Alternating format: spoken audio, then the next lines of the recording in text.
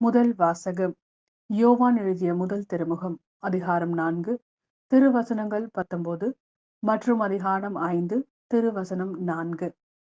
அவரே முதலில் நம்மிடம் அன்பு செலுத்தியதால் நாமும் அன்பு செலுத்துகிறோம். கடவுளிடம் அன்பு செலுத்துவதாக சொல்லிக்கொண்டு தம் சகோதர சகோதரிகளை வெறுப்போர் பொய்யர். தம் கண்முன்னே உள்ள சகோதர சகோதரிகளிடம் அன்பு செலுத்தாதோர் கண்ணுக்கு புலப்படாத கடவுளிடம் அன்பு செலுத்த முடியாது. கடவுளிடம் அன்பு செலுத்துவோர் தம் சகோதர சகோதரிகளிடமும் அன்பு செலுத்த வேண்டும். இதுவே அவரிடமிருந்து நாம் பெற்ற கட்டளை. இயேசுதான் மெசியா என்று நம்புவோர் அனைவரும் கடவுளிடமிருந்து பிறந்தவர்கள். பெற்றவரிடம் அன்பு செலுத்துவோர் பிள்ளைகளிடமும் அன்பு செலுத்துவர். நாம் கடவுள் மீது அன்பு கொண்டு அவர் கட்டளைகளை கடைபிடிக்கும் போது கடவுளின் பிள்ளைகள் மீதும் அன்பு கொள்கிறோம் என்பது நமக்கு தெரிய வரும்.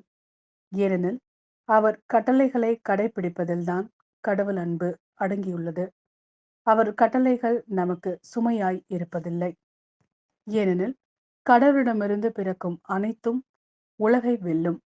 உலகை வெல்வது நம் நம்பிக்கையே. இது ஆண்டவரின் அருள்வாக்கு. இறைவா உமக்கு நன்றி. லூக்கா எழுதிய நற்செய்தி அதிகாரம் 4 திருவசனங்கள் 14 முதல் 22 வரை. பின்பு இயேசு தூய ஆவியின் வல்லமை உடையவராய் கலிலேயாவுக்கு திரும்பி போனார்.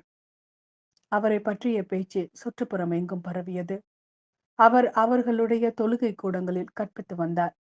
எல்லாரும் அவரை பற்றி பெருமையாக பேசினர். இயேசு தாம் வளர்ந்த ஊராகிய நாசரேத்துக்கு வந்தார். தமது வழக்கத்தின்படி ஓய்வு நாளில் தொழுகை கூட்டத்திற்கு சென்று வாசிக்க எழுந்தார். இறைவாக்கினர் ஏசாயாவின் சுருளேடு அவரிடம் கொடுக்கப்பட்டது. அவர் அதை பிரித்தபோது கண்ட பகுதியில் இவ்வாறு எழுதியிருந்தது: ஆண்டவருடைய ஆவி என் மேல் உள்ளது, ஏனெனில் அவர் எனக்கு அருள்பொழிவு செய்துள்ளார். ஏழைகளுக்கு நற்செய்தியை அறிவிக்கவும், சிறைப்பட்டோர் விடுதலை அடைவர், பார்வையற்றோர் பார்வை பெறுவர் என முழக்கமிடவும், ஒடுக்கப்பட்டோரை விடுதலை செய்து அனுப்பவும், ஆண்டவர் அருள் தரும் ஆண்டினை முழக்கமிட்டு அறிவிக்கவும் அவர் என்னை அனுப்பியுள்ளார். பின்னர் அந்த ஏட்டை சுருட்டி ஏவலரிடம் கொடுத்துவிட்டு அமர்ந்தார். தொழுகை கூடத்தில் இருந்தவர்களின் கண்கள் அனைத்தும் அவரையே உற்று நோக்கியிருந்தன. அப்பொழுது அவர் அவர்களை நோக்கி, நீங்கள் கேட்ட இந்த மறைநூல் வாக்கு இன்று நிறைவேறிற்று என்றார். அவர் வாயிலிருந்து வந்த அருள்மொழிகளை கேட்டு வியப்புற்று, இவர் யோசேப்பின் மகன் அல்லவா என கூறி எல்லோரும் அவரை பாராட்டினர்.